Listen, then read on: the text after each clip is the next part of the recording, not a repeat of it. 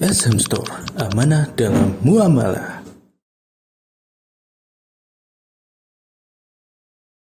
Allah Subhanahu wa ta'ala memiliki sifat, yaitu al-haya, artinya hidup. Artinya apa? Hidup. Allah itu hidup apa enggak, Pak? Bu, akhwat, ibu-ibu, Allah hidup apa enggak? Mana dalilnya Allah itu hidup? Tidak boleh kita manggil Allah kecuali ada dalil.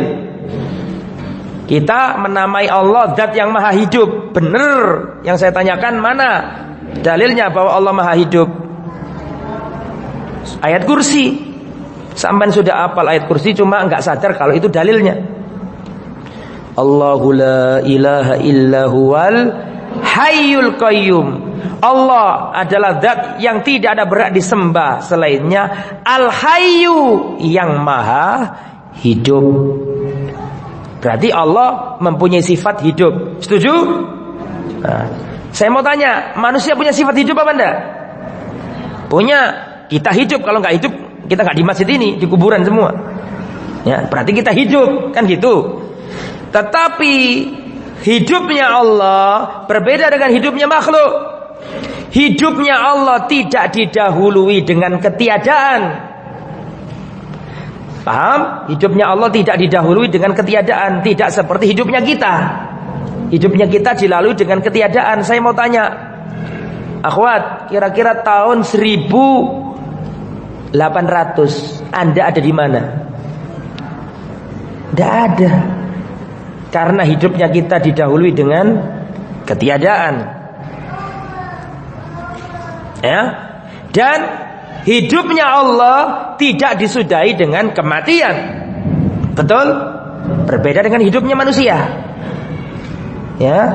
Kita ini dimulai dari ketiadaan dan diakhiri dengan kematian. Berbeda dengan hidupnya Allah. Berarti kesamaan nama tidak melazimkan kesamaan sifat.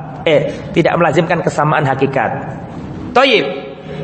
Orang-orang selalu mengatakan Anda ini menetapkan Allah punya wajah, Allah punya hidup. Anda ini menyerupakan dengan makhluk. Mereka ngomong seperti itu. Kita katakan, Mas, tolong dipegang erat-erat omongan saya, Mas, bahwa, perhatikan, bahwa al-ittifaq fil asma la yastalzim al-ittifaq fil musammayat. Kesamaan nama tidak melazimkan kesamaan yang dinamai.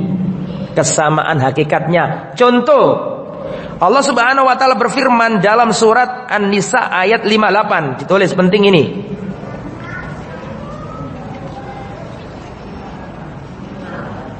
An-Nisa ayat 58.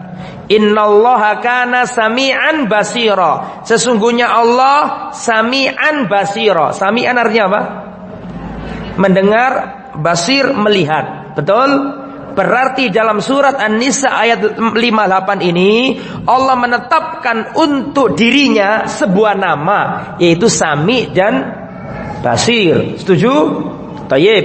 Sekarang kita buka surat Al-Insan ayat 2. Inna khalaqanal insana min nutfatin amsyajin nabtalihi faj'alnahu sami'an basira. Dan sesungguhnya kami ciptakan manusia dari air mani yang bercampur. Kemudian kami menguji manusia. Perhatikan, faja'alnahu sami'an basira. Kami jadikan manusia itu sami'an basira. Kami jadikan manusia itu mendengar dan melihat. Berarti coba bandingkan surat An-Nisa ayat 58. Allah menamai dirinya dengan sami'an basira. Kemudian pada surat Al-Insan ayat 2 Allah menamai manusia dengan sami'an basira. Berarti Allah sendiri menamai manusia dengan sebagian namanya. Tetapi apakah berarti sama? Tidak sama. Allah sendiri yang mengatakan manusia itu sami'an basira. Seperti lagi perkataan Nabi Isa, ta'lamu ma fi nafsi wa la a'lamu fi nafsik. Ya Allah, kau tahu apa yang ada pada nafsiku. Nafsi artinya apa? Diriku. Dan aku tidak tahu apa yang ada pada nafsika, yang ada pada dirimu. Berarti menurut ayat ini Nabi Isa berkata kepada Allah bahwa Nabi Isa punya nafas, yaitu diri. Allah juga punya nafas diri. Paham saya? Ta'lamu ma fi nafsi wala a'lam fi nafsik. Ya. Lahdah, sebentar.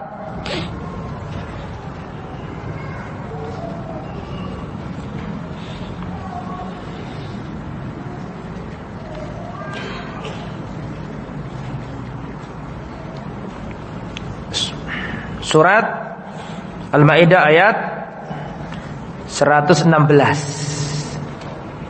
Ditulis ya. Nabi Isa mengatakan, ta'lamu ma fi nafsi. Ya Allah, kau tahu apa yang ada dalam nafsi diriku. Wala a'lamu ma fi nafsik. Dan aku tidak mengetahui apa yang ada pada nafsik, yaitu dirimu. Berarti di dalam ayat ini Nabi Isa menetapkan untuk dirinya nafs. Dan Nabi Isa juga menetapkan Allah punya apa? Nafas. Apa artinya nafas tadi? Diri. Paham sampai sini ya? Apakah Nabi Isa ditegur sama Allah? Isa, kamu itu kok menyamakan aku dengan dirimu? Kan gak seperti itu. Bahkan dinukil Allah, ditaruh di Al-Quran. Berarti Allah ridho. Paham? Itu menunjukkan nafasnya Nabi Isa tidak sama dengan nafasnya Allah. Meskipun sama-sama punya nafas, sama namanya, tapi beda hakikatnya. Jadi kalau ada orang mengatakan kesampaian, mengatakan seperti ini misalnya, kalau sampean tetapkan Allah punya wajah, berarti sampean menyerupakan Allah dengan makhluk. Kita katakan tidak, karena kesamaan nama tidak melazimkan kesamaan hakikat. Kalau kamu katakan Allah ada di atas langit, Allah di atas arsy, berarti Allah butuh arsy. Mereka kan seperti ngomong kayak gitu, selalu kayak gitu. Kalau Allah butuh, berarti Allah seperti makhluk. Kan gitu mereka selalu mengatakan seperti itu. Kita jawab, kenapa kita katakan Allah di atas arsy? Ya karena Allah mengatakan dirinya di arsy. Kok repot sih? Allah yang punya dirinya kok. Allah yang mengatakan dirinya di atas arsy. Ar-Rahmanu 'alal arsy istawa. Allah ada tinggi di atas arsy. Ya kita mengimaninya. Loh, tapi nanti kalau Allah bersemayam, berarti Allah sama dengan makhluk. Loh, salah dhewe kok kon podokno. Wong kita enggak memodokkan dirinya Allah dengan hamba kok. Ngerti mempodokan, menyamakan sampai campur Surabayaan mbek bahasa Indonesiaan. Ya.